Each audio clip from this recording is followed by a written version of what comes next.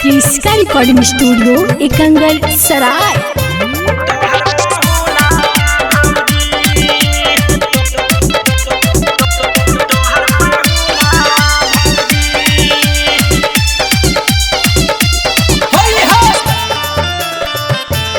Presented by Kriska films. आज गाई तो जोगीरा तोर जो बनावाजी भर फागुना भौजी।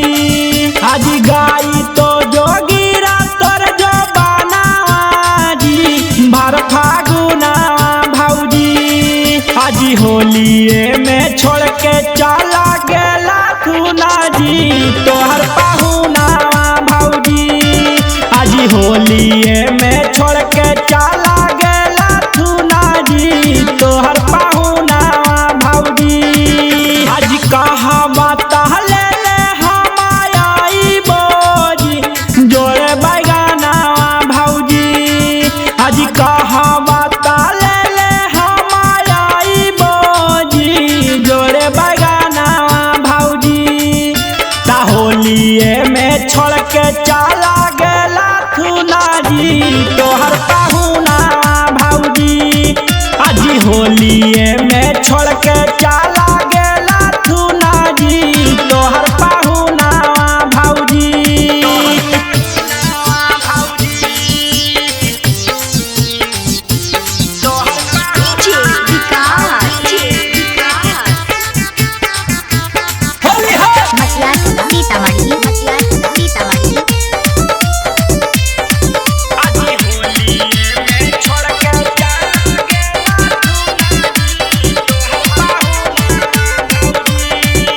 रिकॉर्डिंग स्टूडियो एकंगल सराय। आज हालाही में होइए के आइलो हलजी तोहर गवाना भौजी।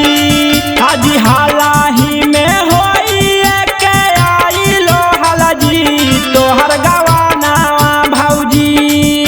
ता होलिये में चल गला थुना लदियाना जी तोहर पाहुना भौजी। ता फागुने में छोड़ के चला गेला थुना जी तोहर पाहुना भौजी।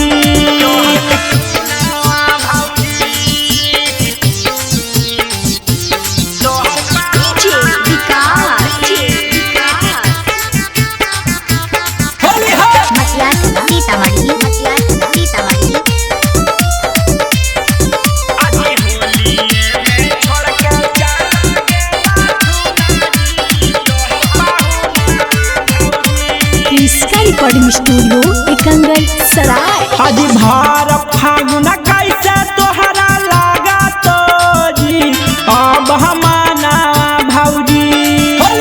भार फागुन कैसे तोहरा लागा तो जी अब हमाना भौजी।